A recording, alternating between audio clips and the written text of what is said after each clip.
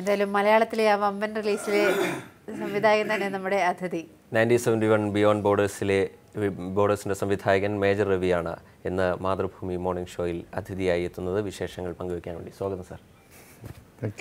വലിയ ഒരു ത്രില്ലിലാണ് ആളുകൾ നിൽക്കുന്നത്. ഒരു വമ്പൻ ചിത്രം, മോഹൻലാൽ മേജർ രവി ടീം ഒന്നിക്കുന്നു എന്ന് പറയുമ്പോൾ തന്നെയുള്ള ഒരു തീർച്ചയായും മേജർ മഹാദേവൻ എന്ന് പറയുന്നത് എനിക്കൊന്ന് മലയാളിയുടെ ഒരു പട്ടാള സംഘത്തിനൊക്കെ ഒരു ചെറുപ്പക്കാരുടെ ഒരു അഹങ്കാരം. തീർച്ചയായും സൈന്യത്തിലേക്ക് ഒത്തിരി പേർക്ക് പോകാനൊക്കെ പ്രചോദനമായ ഒരു 2-3 ചിത്രങ്ങൾ വന്നു. അതിനുശേഷം ഇപ്പോൾ വരികയാണ് മോഹൻലാൽ ഇരട്ട വേഷത്തിലെത്തുന്ന ചിത്രം. ഇരട്ടയല്ല, നിങ്ങൾക്കൊരു സർപ്രൈസും കൂടെ തരാം.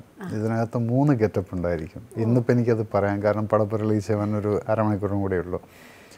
ഇതിനകത്ത് ലാൽ സാറിനെ നിങ്ങളൊരു 85 വയസ്സായിട്ടുള്ള ഒരു ഗെറ്റപ്പുണ്ട്. അതിൽ നിന്നാണ് നമ്മൾ കഥ തുടങ്ങുന്നത് തന്നെ.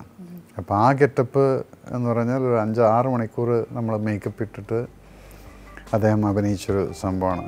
ഈവൻ അത് അഭിനയിക്കുന്ന സമയത്ത് അദ്ദേഹം സംസാരിച്ചതുപോലും ഒരു 85 വയസ്സുകാരനെ പോലെയാണ്. അവിടെയാണ് നമ്മളൊരു നടനെ സെല്യൂട്ട് ചെയ്യുന്നത്. അതിന് ഫുള്ളി പ്രിപ്പയർഡായിട്ട് ആ ശബ്ദവും ആ സ്ലോ പേസിലുള്ള സംസാരവും that be a surprise for you all because I didn't want to reveal it. ഇനിയിപ്പോൾ ഇന്നിപ്പം എങ്ങനെയായാലും അരമണിക്കൂർ നോക്കാണെങ്കിൽ തരും. അങ്ങനെ 3 ഗെറ്റപ്പ് കാണും അദ്ദേഹത്തിൻ്റെ. ഒരു മേജർ മഹാദേവൻ, അത് കേണൽ മഹാദേവനായിട്ട്, അത് കഴിഞ്ഞ് മേജർ സഹദേവൻ, പിന്നെ ഈ സഹദേവൻ്റെ 85 വയസ്സുള്ള ബ്രിഗേഡിയർ സഹദേവനായിട്ടുള്ള ഒരു ഗെറ്റപ്പും പേരക്കുട്ടികളൊക്കെ ആയിട്ടുള്ള ഒരു, അങ്ങനെയാണ് ഈ കഥ പോകുന്നത്. സാറിന് മുമ്പ് പറഞ്ഞ് നമ്മൾ കേട്ടിട്ടുണ്ട്, മോഹൻലാൽ എന്ന് പറയുന്ന ഒരു വലിയ നടൻ, ഒരു കമ്മിറ്റ്മെൻ്റ് ഉള്ള ഒരു വലിയൊരു നടൻ്റെ ഒരു സാന്നിധ്യം തന്നെയാണ് ഇത്തരം റിസ്ക് ഉള്ള സിനിമകൾക്ക് ഒരു വലിയൊരു മുതൽ. റിസ്ക് ഉണ്ട്. ഈ സമയത്ത് മറ്റുള്ള കാശ്മീരിലൊക്കെ ഷൂട്ട് ചെയ്യുന്ന സമയത്ത് എനിക്ക് പലപ്പോഴും റിസ്ക് എന്ന് പറയുന്നത് മിലിറ്റൻസിൻ്റെ അറ്റാക്ക് അതൊക്കെയാണ്. പക്ഷെ ഇവിടുത്തെ റിസ്ക് എന്തായിരുന്നു എന്ന് വെച്ചാൽ, ഞങ്ങൾ ഷൂട്ട് ചെയ്യുന്ന 25 ദിവസം ഉഗ്രവിഷമുള്ള പാമ്പുകളുള്ള സ്ഥലത്തായിരുന്നു ഞങ്ങൾ ഷൂട്ട് ചെയ്തത്. അപ്പോൾ ആ പാമ്പുകളെ കണ്ടാൽ പോലും അറിയില്ല. മണലിൽ ഇഷ്ടംപോലെ ഉണ്ടായിരിക്കും, കാരണം അവിടെ ഒരിക്കലും ഒരു മനുഷ്യൻ്റെ കാൽപാദം പെടാത്ത ഡിസർട്ടിലാണ് ഞങ്ങൾ പോയി ഷൂട്ട് ചെയ്യുന്നത്. കാരണം ആ ഒരു ഫ്രഷ്നെസ് കിട്ടാൻ വേണ്ടിയിട്ട്. അവിടെ ചെല്ലുമ്പോഴാണ് ഇങ്ങനെ ഒരു ഡേഞ്ചർ കാണുന്നത്. കാളകളൊക്കെ ചത്ത് കിടക്കുന്ന കാണാം അവിടെ. അപ്പോൾ പിന്നീട് അന്വേഷിച്ചപ്പോഴാണ് അത് പാമ്പ് കടിച്ചിട്ട് ചത്തിലാണ്. സോ ഒരു കാളേനെ ഒന്ന് കൊത്തിക്കഴിഞ്ഞാൽ അത് ചാവാമെങ്കിൽ അത്രയും ഉഗ്രവിഷമുള്ള ഈ പാമ്പുകൾ, അതിനെല്ലാം നമ്മൾ പുറത്തൊക്കെ ആക്കിയിട്ടൊക്കെയാണ് കാലത്ത് ഷൂട്ടിങ്. അതിനൊരു പ്രത്യേക സ്പ്രേ എല്ലാം ഉണ്ട്. ഇതടിച്ചിട്ട് നമ്മുടെ ആർട്ട് ഡിപ്പാർട്ട്മെൻറ്റ് കിടന്ന് ഓരോരോ സർക്കിൾ ഇട്ടിട്ട് അടിച്ച് പുറത്താക്കി, പിന്നൊരു സർക്കിൾ ഇട്ട് പുറത്താക്കി, പിന്നെയാണ് നമ്മൾ ഷൂട്ട് ചെയ്യുന്നത്. അപ്പൊക്കെ ആ ഒരു റിസ്ക് എന്ന് പറയുന്നത് വലിയൊരു റിസ്ക് തന്നെയാണ്. അത് മോഹൻലാലിനെ സംബന്ധിച്ചിടത്തോളം മാത്രമല്ല, യൂണിറ്റിലുള്ള 100 ചില്ലാനം ആളുകൾക്കും ഞാൻ പട്ടാള ഷൂ ഇഷ്യൂ ചെയ്തു. കാരണം ഈ പാമ്പുകൾ ആംഗിളിൻ്റെ മുകളിലേക്ക് കയറി കൊത്താനുള്ള ഹൈറ്റ് വരില്ല. അത് കടിക്കുന്നെങ്കിൽ ആ ആംഗിൾ കറിക്കാണ് അവൻ്റെ ചാട്ടം.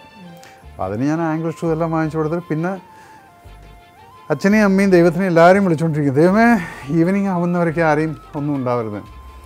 70 കിലോമീറ്ററോളം മെയിൻ നഗരത്തിൽ നിന്ന് വിട്ടിട്ടുള്ള ഒരു സ്ഥലമാണ്. ഒരു ചികിത്സയ്ക്ക് പോലും എത്താൻ. പക്ഷേ ഇല്ല, അവിടെ ഞങ്ങൾ ആർമിയുടെ ആൻറ്റിവെനം ഡോക്ടറെയും ഇതെല്ലാം ഒരു 5 മിനിറ്റ് ദൂരത്തിൽ സേഫായിട്ടുണ്ടായിരുന്നു.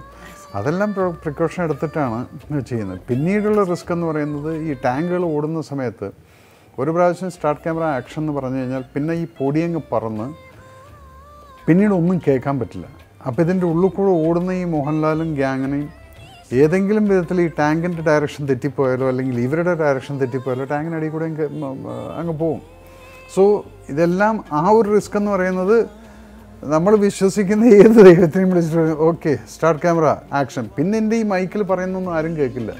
പിന്നെ അതങ്ങൾ തുടങ്ങുകയാണ്. പിന്നെ തിരിച്ചു വരുമ്പോൾ എണ്ണി നോക്കും, ഓക്കെ എല്ലാം ഉണ്ട്. സോ ഇങ്ങനെയുള്ള റിസ്ക് ഒക്കെ എടുക്കുമ്പോൾ അത് പടത്തിൽ